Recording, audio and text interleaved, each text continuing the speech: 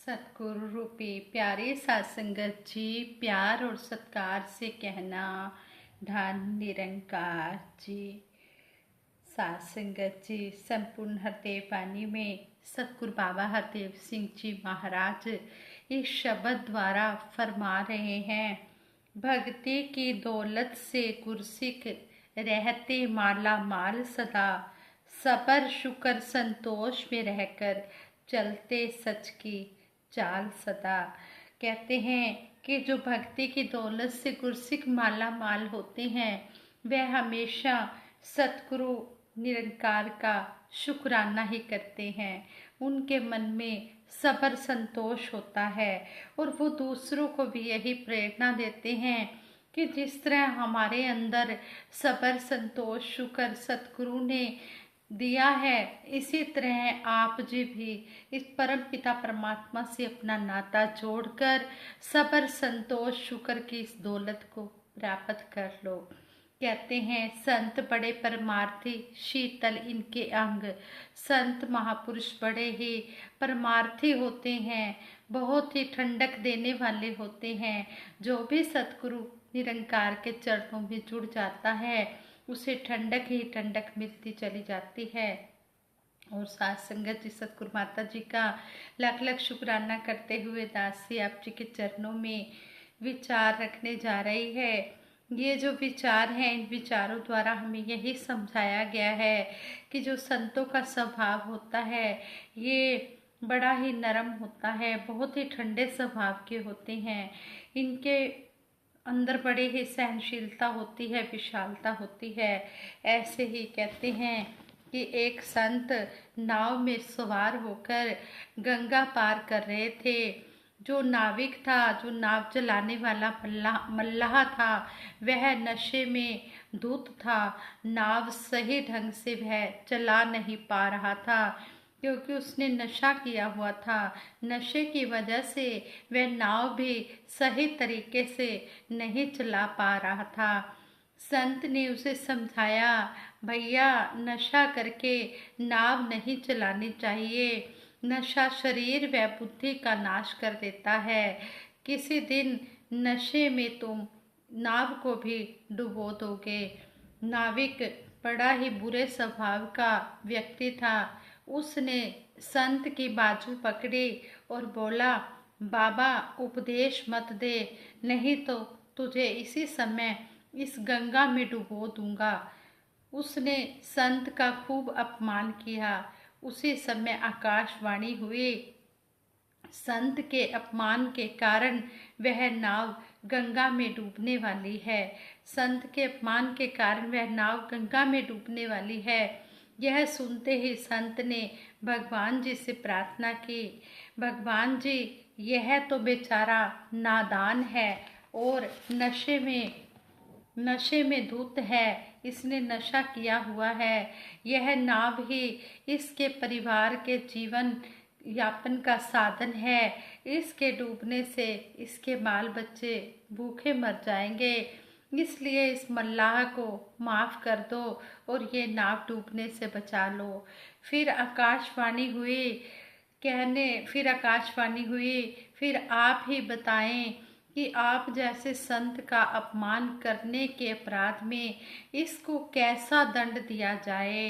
तो संत बोल उठे, प्रभु आप तो पूर्ण हैं, सक्षम हैं, दयावान हैं, आप जी प्रत्येक जीव का कल्याण करने वाले हैं। क्यों नहीं इसके दिल में ज्ञान का प्रकाश भर देते, जिससे इसकी बुद्धि ठीक हो जाए, इसको सद्बुद्धि मिल जाए, यह नशा ना करे, यह क्रोध को त्याग कर अच्छा इंसान बन जाए। नाव चलाने वाला अपमान के बावजूद उसका भला चाहने वाले संत की वाणी सुनकर शर्मिंदा हो गया। जब नाव चलाने वाले ने यह बात सुनी कि संत महात्मा उसके लिए भला ही मांग रहे हैं, उसके लिए सद्बुद्धि की प्रार्थना भगवान के आगे कर रहे हैं। इतना अपमान हो जाने के बावजूद भी उनके मन में कोई गिला शिकवा, कोई बदले की भावना नहीं है, फिर भी उसका भला ही मांग रहे हैं। तो वह नाव चलाने वाला यह संत जी की वाणी सुनकर शर्मिंदा हो गया। तब तक नाव गंगा के दूसरे किनारे पर पहुंच चुकी थी। प्रभु की कृपा से नाविक क्रोध से मुक्ति पाकर संत जी से माफी मांगने लगा। हाँ संगत जी, कहते हैं संत न होते जगत में तो जल मरता संसार। ये संतों महापुरुषों के सहारे ही, इनके व्यवहार से ही ये सारा संसार जलने से बचा हुआ है। जलने का मतलब यही कि लड़ाई झगड़े दंगे फसाद से बचा हुआ है। जो संत महात्मा होते हैं अपने शीतल स्वभाव के कारण सबको ठंडक देते हैं और सारी दुनिया को शांति का उपदेश देते भी हैं। पहले खुद चलकर दिखाते हैं, फिर उनको भी शांति का उपदेश देते हैं, जिससे संतों की शरण में कोई भी पापी कपटी मूर्ख जैसा भी इंसान आ जाता है वह संत महात्मा बन जाता है। तभी कहा है संत ना होते जगत में तो जल मरता संसार। ये संतों महापुरुषों के सहारे ही ये संसार खड़ा हुआ है। इसी तरह दासी एक और कहानी आप जी के चरणों में रखने जा रही है। ये भी सहनशीलता विशालता पर है। ये कहानी कहते हैं कि एक संत सुकरात जी के घर में सुबह से शाम तक सत्संग के लिए आने जाने वालों का आना जाना लगा रहता था। कहते हैं जो सुकरात जी की पत्नी थी वो बड़े ही कड़वे स्वभाव की थी। वह सोचती थी कि निकम्मे लोग बेकार ही उनके घर आते जाते रहते हैं। यह समय समय पर उनके साथ रूखा व्यवहार करती थी। इस बात से सुकरात जी को बहुत दुख होता था। एक दिन सुकरात जी लोगों के साथ बैठे बातें कर रहे थे कि सुकरात जी की पत्नी ने उनके ऊपर छत पर से गंदा पानी फेंक दिया। इतना ही नहीं, वह उन्हें निकम्मा कहकर गालियां भी देने लगी। सत्संगियों को यह अपना बड़ा अपमान लगा। सुकरात जी को भी यह व्यवहार बहुत बुरा लगा, परंतु उन्होंने बहुत ही धीरज के साथ उपस्थित लोगों से कहा, आप सभी ने सुना होगा कि जो गरजता है वह बरसता नहीं। आज तो मेरी पत्नी ने गरजने के साथ साथ बरसना भी शुरू कर दिया है और इस कहावत को झुठला दिया है। सुकरात जी के ऐसे मजाक भरे शब्द सुनते ही सभी लोगों का गुस्सा शांत हो गया और वे फिर सत्संग में लिप्त हो गए। सुकरात जी का धीरज देखकर उनकी पत्नी हैरान रह गई। उसी दिन से उनकी पत्नी ने अपना स्वभाव बदल लिया और आने वाले लोगों का सत्कार करने लगी। संगत जी, यहाँ पर भी हमें यही एग्जाम्पल मिला है कि कैसे संत महात्मा अपने सहनशील स्वभाव से सभी का स्वभाव बदल देते हैं, सभी का स्वभाव अच्छा बना देते हैं। यहाँ पर भी हमें यही समझाया गया है कि सहनशीलता विशालता जो है ये सबसे बड़ा गुण होता है, लेकिन ये संतों महापुरुषों के अंदर ही होता है। इसी तरह संपूर्ण हरदेव वाणी में भी सतगुरु बाबा हरदेव सिंह जी महाराज ने समझाया है, क्षमाशीलता जिसके अंदर वो सुंदर इंसान बना। कहते हैं कि जिसने दूसरों को माफ करना सीख लिया है वही सुंदर इंसान बन गया है। जिसने जितना सहन किया है उतना ही महान बना। ये जरूरी नहीं है कि जो सहन करता है उसकी कोई गलती होती है वो तभी बात को सहन करता है।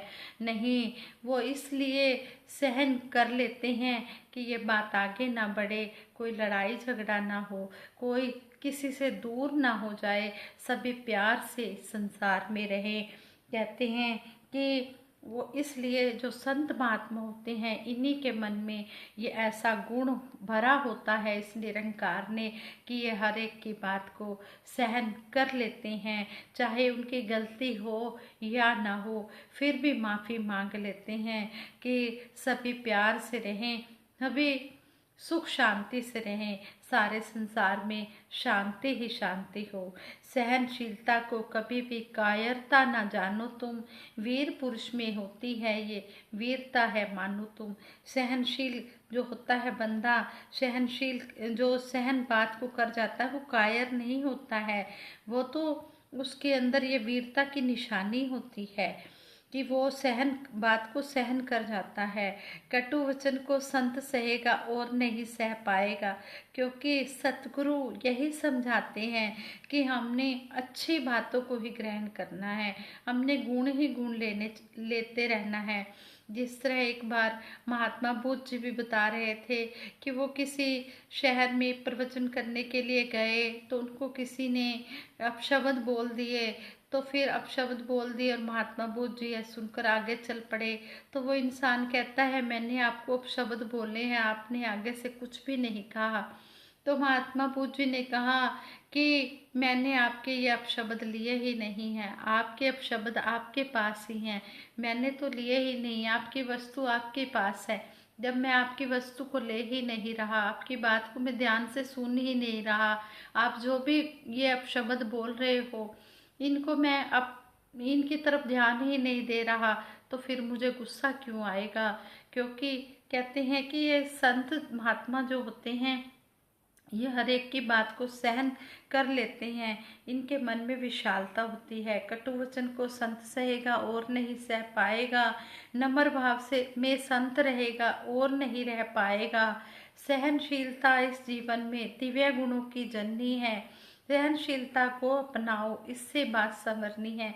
जैसे संत तुकाराम जी का भी एग्जाम्पल दिया जाता है कि संत तुकाराम जी को कुछ जो दुष्ट प्रवृत्ति वाले लोग थे, बुरे स्वभाव वाले लोग थे, उन्होंने किस तरह गधे पर बिठा दिया और सब्जियों की माला उनके गले में डाल दी और उनका सिर मुंडवा दिया। फिर उनकी पत्नी कहने लगी कि आप तो विट्ठल जी को भजते हो, विट्ठल जी का नाम लेते हो, विट्ठल जी ने आपके साथ एक ऐसा आपका अपमान करवा दिया।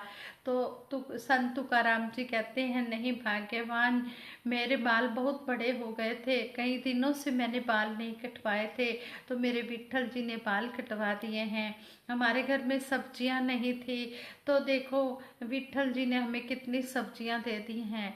मैंने आज तक कभी गधे की सवारी नहीं की थी, विट्ठल जी ने ये मुझे गधे की सवारी भी करवा दी, और जो लोग मुझे नहीं जानते थे वो भी आज जानने लग गए हैं। तो यहाँ पर भी सहनशीलता की मिसाल हमें सुनने को मिलती है कि कितनी सहनशीलता उनके अंदर। तो इस तरह यहाँ पर समझाया गया है कि सहनशीलता को अपनाओ, इससे बात संवरनी है। जब सहनशीलता को इंसान अपना लेता है तो फिर सब कुछ सही हो जाता है। सहनशील बन गया जो बंदा, दुख ना उसके पास रहे, कहे हर देव की बात है पक्की, सुख में उसका वास रहे। कहते जो सहनशील बन जाता है बंदा फिर उसके पास दुख नहीं आता, क्योंकि उसका दिल विशाल होता है, उसकी छोटी सोच नहीं होती। फिर सतगुरु बाबा हरदेव सिंह जी महाराज ने सारे ही शब्द का सारांश निकाल दिया है कि फिर उसका हमेशा ही सुखों में वास रहता है। तो ऐसा जो होता है संत महात्मा ही ऐसा कर सकता है।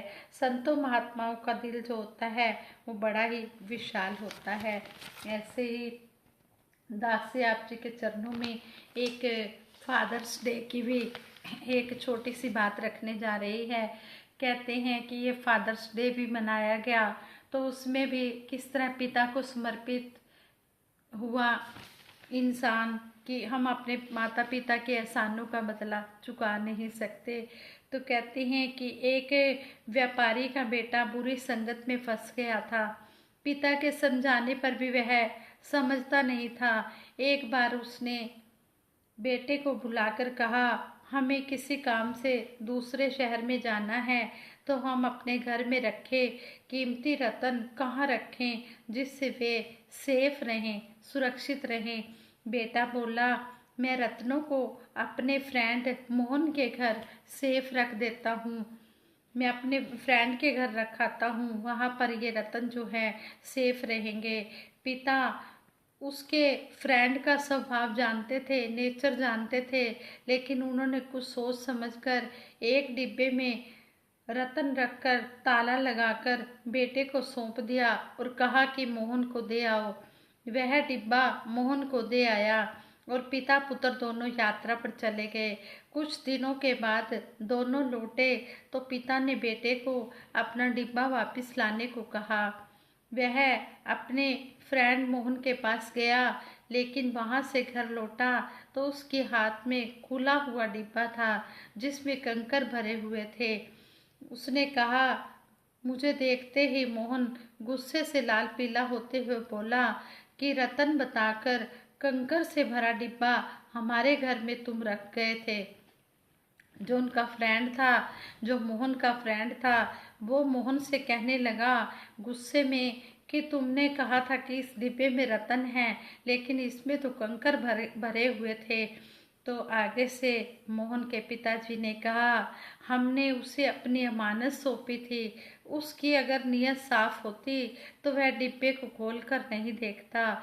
मैंने ही उसमें कंकर रखे थे क्योंकि मुझे उस पर शक था, संदेह था। अगर सच में मैंने उसमें रतन रखे होते तो वे आज वापस नहीं मिलते।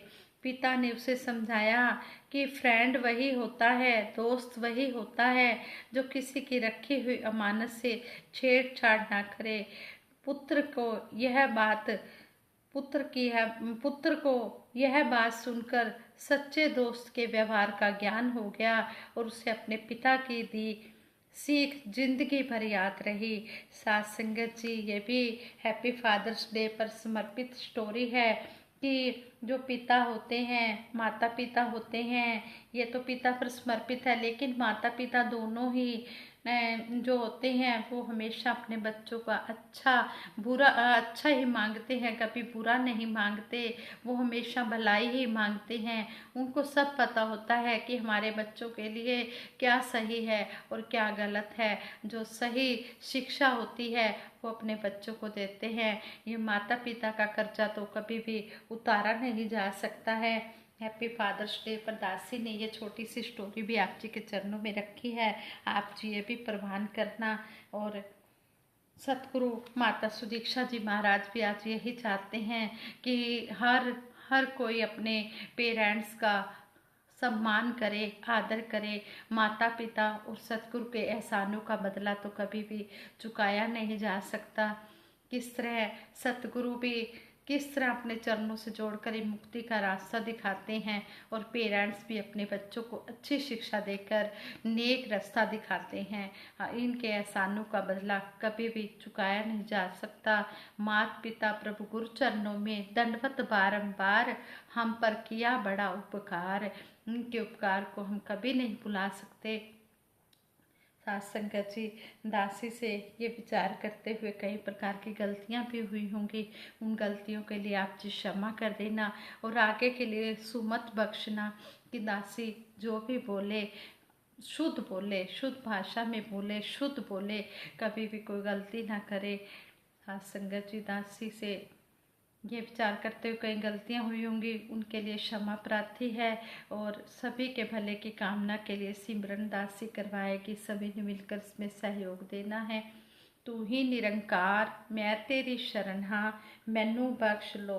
तू ही निरंकार मैं तेरी शरण हाँ, मैनू बख्श लो।